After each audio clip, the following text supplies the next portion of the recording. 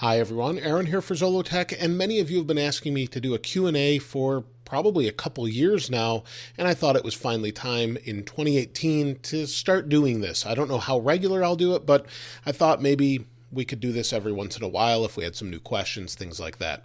So I placed a poll, or really a question, on YouTube itself, and 79 of you responded. I think more than that actually took a look at it, but 79 of you responded, and I'll try to answer probably 5 minutes worth of questions if I can. So let's start. I'll scroll all the way to the bottom here.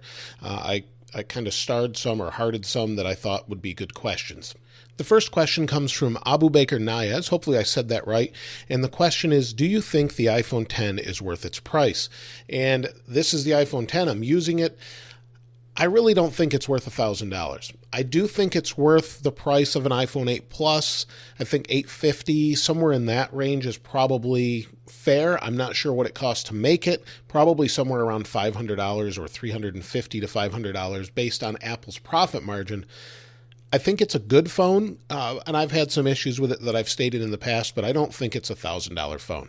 The next question comes from Brian Sousa. It says, do you ever use a case on your phone, or is it always caseless? Do you slide it on a table sometimes, or you pick it up slowly?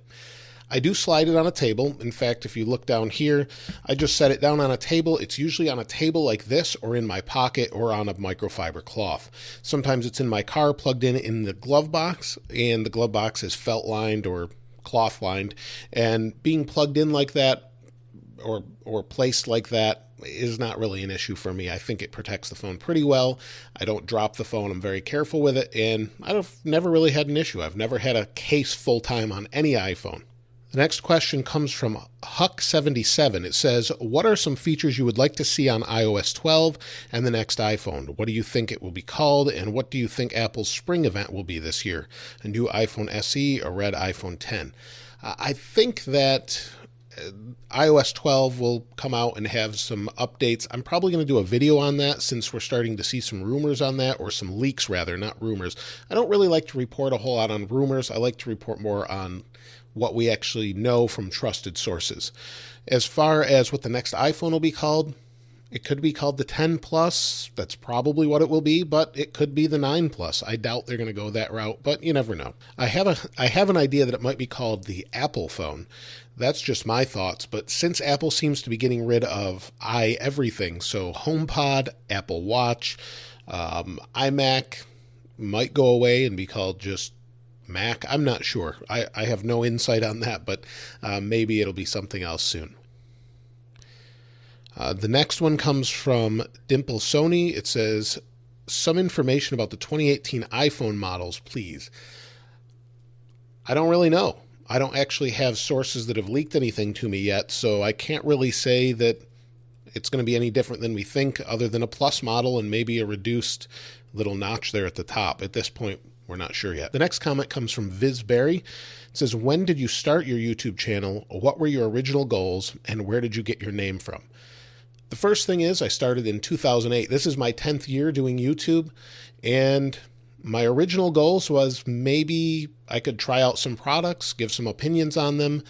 I was kind of the go-to guy for many people about phones or technology in general, so I thought, let me give it a try. And then where I got my name from is, my last name is Zollo. I added tech to that, and that's where the name comes from. The next one from Miguel Bonilla. What was your first Apple product? My first personal Apple product that I ever bought was an old G4 iMac, or G4 iBook rather. I don't have it anymore. It was a 933 megahertz edition. And then the first product that I was personally given as a gift was the 4th generation iPod. I still have it, and I did a video on it probably a couple years ago, but it's pretty good. Still works. The next question comes from Lauren Vanderloop. It says, I bought into Apple for its reliability back when it was an iPhone 4, or way back when it was an iPhone 4. When will reliability return? I wouldn't say that reliability has gone out the window. I'd say that software quality has gone downhill. So I don't think, as far as this phone, for example, this is a pretty well-built, high-quality device. I think it's more along the lines of the software, and I think we're going to see some changes with iOS 12, or at least I hope so. The next one, I get this question all the time.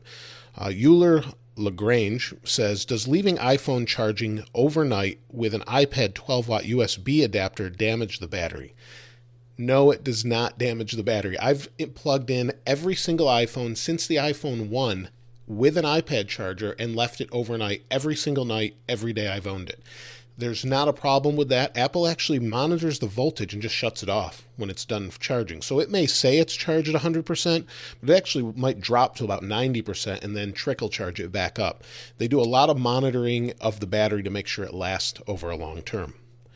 The next question is from Apple Sheep 030903. It says, have you had a bad time with demonetization? No, thankfully. I've only had, I think, one video demonetized. I sent it to review and it was remonetized within 30 minutes to an hour. So thankfully, I haven't had a big issue with that, but usually people that have issues with that have something strange in the videos. That's not true of everyone, obviously, but a lot of people have something strange in the video and other things. I can't really say. I don't know what the algorithm is, but I haven't had too many issues with it. The next question is from Ahmed Kwamel, I think is how you say that, or I apologize if I mispronounce your name. It says, if Steve Jobs was still alive, do you think he will make iOS the way that it has been made by Apple today? I really don't. I don't know that he would have been for the flat design 100%. He used to give it more of a real world aesthetic to a lot of his designs, or playful designs, for example. You don't see that a whole lot today. You see a lot of very sterile, clean design, and that has some good qualities to it, but I think it's lacking that human touch. So I think there would be some differences today, and I definitely don't think it would be as unstable with certain versions. The next question comes from Fat John Hody. It says, do you think Apple slows down older iPhones intentionally year after year by pushing updates? Please be honest. Respite or respect, I'm not sure if that's what that meant to say, but yes, I do, actually. I think, or recently I didn't think that until they admitted that they slowed it down. I think it's more that they got caught slowing it down and said, yes, some of it's due to the battery and the CPU and the way that works, but I think the CPU is pushed to the limit so much so that if you don't have a 100% capable battery or 90%, it can't push the voltage out, so it shuts the phone off. So they're either pushing the processors to the max or they got caught. However, with iPhone 8 Plus and iPhone 10, they say that they've changed that. So they've done something where maybe they give the processor more overhead to operate on different or lower voltages over time. It's hard to say, but yes, I do think they did that. What's your favorite product you've reviewed? That's from Lego Therapy. I'm not sure. I've been doing this 10 years now, so I'd have to say my favorite product of all time, probably on the Mac side, is the older Retina MacBooks, the MacBook Pro, the 2013 models. In fact, I actually have one right here. This is a 15-inch 2013 MacBook Pro I used for years editing video. I still use it from time to time, and that's probably my favorite Apple product in a long time, along with the AirPods. The AirPods have really grown on me. Let's see, what's the next one?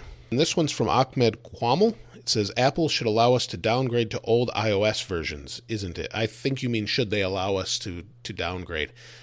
I think very much they should allow us to downgrade, specifically on this device, the iPhone 4, 4S, 5, 5S. I think even the 6, if you want to downgrade to the last version of, say, iOS 9 or iOS 8, just so you can use them, experience how they are, the loss of those features, just to see which one's better, and even for testing purposes like I do. It's hard to go back to those versions and then do comparisons and things like that. I did a comparison recently with iOS 9, 10, and 11, and those were phones, this one in particular is on iOS 9, the 6 Plus. I've left it on 9 since I've had it, and on purpose, because I need it for testing those different things and being able to look back over time. There's no way to downgrade it without jailbreaking it. It's just a pain, and they really should allow it to whatever the last version is, at least. I think for the last question, this one will be a little bit longer. It's from David Gotelli. It says, when was the first time you really got interested in tech? Like what age, and what was any particular tech item that stood out at that age? Well, I've been into tech since the 80s, when I was a child. So I've always been into tech. I got started on an 8088, if you know what that is, using DOS. My first personal computer was an Amiga 1000. I really liked that. I had an original Nintendo. I've been into video games ever since. And I've been on bulletin boards before AOL was even a thing. So I've kind of been in it all along. It's just been a thing that I do. That's what I'm into. So there isn't anything specific, but I would say if I had to pick an age, 3, 4, something like that, playing Atari and playing around with those computers. And then, is there any particular tech item that stood out? I think for its day, the Amiga was pretty powerful as far as graphics. And then I think the first thing that really stood out probably was when Windows 95 came out, and then I started to use that. That was a pretty revolutionary change if you'd been on Windows back then, and then I made a shift to Mac later on, and I've used just about everything out there, anything from Linux to BOS to you name it. I've probably messed around with it since I was a kid. So I've been in this a long time, and I don't know if there's much more to say about that, but it's just kind of something I've always done and I enjoy, and I've always looked at whatever's new, whether that be Apple or not. So that's it for this time as far as Q&A goes. I definitely plan to do more of these in the future, so I'll let you know through Twitter and through YouTube when I'm going to do those and when to shoot your questions this way. I can't possibly do all of them in one video. It'd just take forever. It'd take probably over an hour. Maybe I'll do a live video with some questions like that. If you'd like to see that, let me know in the comments below. If you haven't subscribed already, please subscribe and like. As always, thanks for watching. This is Aaron. I'll see you next time.